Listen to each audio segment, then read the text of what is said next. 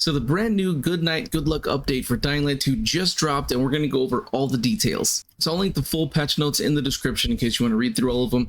But the first thing to talk about is the nighttime changes. And they added things like a new darker nights color grading. I know people just wanted darker nights overall, but now you can actually choose whether you want that experience or not, which is really, really great.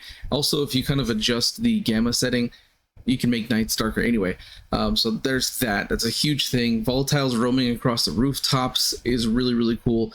Let's actually just kind of dive in and show you that real quick. So if you go to your options, you go to video settings, you can actually change the color grading to darker nights. And I like that they actually give a little preview down here for what it looks like, which is really cool. So let's go and go over here and see what this looks like. I just turned it to nighttime. I'll turn my flashlight off. You can kind of see how dark it actually is without my flashlight on. You can't see a thing. I'll turn my flashlight on. It's still pretty dark. It does remind me a lot of Dying Light 1 in that. And so far, you kind of don't see too many volatiles until you see the red icon that you just saw. And then after that, it's now saying you are hunted for the chase instead of there being a chase level, which is really cool. I do like that. Also, howlers are completely gone. Howlers do not exist in the game anymore. And because of that, like the community wanted, volatiles now start all of the chases, and it does still go up to a level 4 chase, but it just is not called a chase, and you don't see like kind of on the bottom of the screen. It's actually at the top right behind my camera. There's some icons that tells you your XP gain, and the XP you're getting so far throughout the night is kind of shown there as well. So it's really cool, nice little features. That miss that jump completely, but you can see there's volatiles everywhere on top of just all the regular virals. So this is kind of what the new night experience is like. It is definitely going to be difficult for new players and a bit easier for regular players, but definitely difficult for new players for sure. Next, they talk about a lot of parkour changes. Now, I'm not going to go over every single thing here. You can either pause the video and read through it or check out the link in the description. But one of the things they have here is that you have two parkour modes. You've got assisted parkour mode, which is basically the original experience of the game. And then you have the physical parkour. It says enabling this setting is for a grounded, physical, and intense journey, a more grounded and ruthless experience, the ability to disable jump magnets for more authentic gameplay. So that's kind of what that's set to. Let's dive in and check out some of those parkour. So if you go to options and you go to game, which is the first setting on there, you can actually see here's the parkour. So we have it set to physical. I'm going to switch it to assisted so you can see what it was like beforehand. So let's go ahead and hop out of here. And this is what we're looking at here. Just kind of running around. Let me get off this rooftop so I can actually do some more parkour. But let's jump over here. Let's jump over this thing. Kind of see how it's a little bit floaty like it was before. So assisted is the same experience. You'll grab onto ledges a lot easier, things like that. So if you're having some trouble with the parkour, this is definitely where you want to go. But let's take a look at the other one. All right, so I switched it to physical, and let's jump into this. So here's kind of what the physical looks like. You can see I really like the new animations. The vaulting animations look really nice. Let's see if we can land on top of a car. That's really good. I really like the way this looks. It feels a little bit better. It's not so floaty. It's more like a grounded experience, like it says.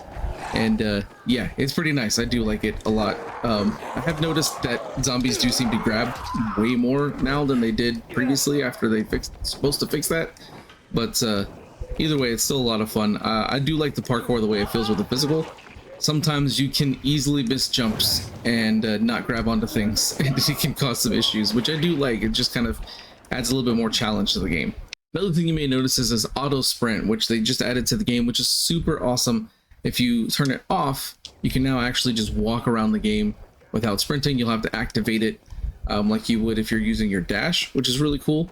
I think you have to activate it twice if you want to use your dash ability. But it does allow you the ability to walk around now instead of running everywhere, which is a nice addition to the game. The next thing they talk about on here is mod.io in-game integration. So I'm going to have a separate video kind of diving into that, showing you what you need to do for it. But basically for PC only at this moment in time. At the time of recording, it's only available for PC. Later on in the year, it will be available for PlayStation, Xbox, and Steam Deck. Right now, it's just for PC. You can actually access the mod.io custom maps and kind of dive into those. Again, I'll have a separate video going over all of that coming soon. So another thing they mentioned is they enhanced a lot of the graphics. This one's really cool. You actually can get a Harran Sunset, so it kind of looks a lot similar to the first game. So let's actually jump in and show you what that looks like. So again, for this one, you want to head to your options and then video settings, and right here, color grading, you can choose Harran Sunset, which this gives you a little preview of what it's going to look like. So let's go ahead and save this. And this is now what it looks like during the day. It kind of gives it kind of like some sepia colors, kind of faded out a little bit. It does remind me a lot of Dying Light 1, which is nice, so you can have that change. Unfortunately, you can't have both on at the same time. However, if you do want darker nights, just change your gamma down further, and that should give you some darker nights while also having this cool Harran Sunset look as well. Another thing they mentioned, you can now use Transmog to remove Aiden's mask. So if you modify, there's actually an option right here where you can hide the appearance of whatever mask or hat you're wearing, so you can just have Aiden's face if you want, which is a really nice addition. So another change they made is all the redeemable weapons that you would get from events or Twitch drops, things like that, have now actually been changed to blueprints that you can redeem and build at the Craftmaster. So you just go to your extras tab in your stash, redeem it here, and then head over to the Craftmaster. So when you go to the Craftmaster, you can now see, like, here's the chicken claw weapon from the Easter event, and you can upgrade these. What's nice is that every single blueprint now can actually be changed all the way up to legendary. Before, it wasn't always up that far. Like, for example, the heavy duty axe would only go up to artifact, or same thing with the signpost axe or the shoelace machete. But now everything can be made legendary. So if you want to have legendary variants of all of the weapons in the Craftmaster, you can now upgrade them to that, which is super, super awesome. So they had some other fixes to the game. Like, here's the gameplay changes. Again, you can pause it if you want to read through the whole thing, but one big one here is that one-handed weapon attack animations are now faster than before, which is really good because it means you can attack things a lot quicker and doing more damage. Then onto some of the more technical fixes. Looks like there was some crashes when entering water, and kind of also water shaders that were kind of messed up, and other things on here as well that they kind of just minor tweaks here and there. Some of the UI fixes, here's some of these right here. You may have seen them. One of the big things they changed though is this right here. So they fixed the issue with New Game Plus and New Game Plus Plus options not showing up after completing the story. Basically, whenever people were trying to play New Game Plus, there was a bug that was not allowing you to use that option. That should be fixed, so anybody who is wanting to do New Game Plus should do that now. So another thing they added is that starting today, June 29th, all the way through July 7th, there is going to be drops on Twitch, which I will be streaming starting tonight, 6 p.m. Central Time. So definitely follow me on Twitch if you haven't already. But what you're going to be getting is the hit and run. This was actually the weapon they were making, like physically building during the live stream of the anniversary event. So that's really cool. We're actually going to have this in the game. And for those who don't know how to do it, here's some steps on exactly how to kind of connect your Twitch. I'll leave this up on the screen. You can check this out and read through it. I'll also have the link in the description if you're trying to figure out how to get connected to Twitch. And finally, we have the events. Now, right now is the Bloody Nights event, and I'll have a video coming out kind of going over all the details of that coming soon. But that's the one going on currently. The upcoming Walking Dead event is coming out soon. We don't know exactly when, but it won't be until after the current event, which ends on July 13th, I believe. I'll explain that more in detail soon. And then we'll also have more crossover events coming soon. We're also getting more bundles. So like we have the Hack On bundle right here. It's not available in the game at the time of recording, but you'll actually be able to be Hack On and use this crossbow, which is super, super awesome. Then we also have the Walking Dead bundle here. It kind of gives you the Rick Grimes look, especially from early Walking Dead, which is really nice, or even just from the comics, kind of more that along the lines.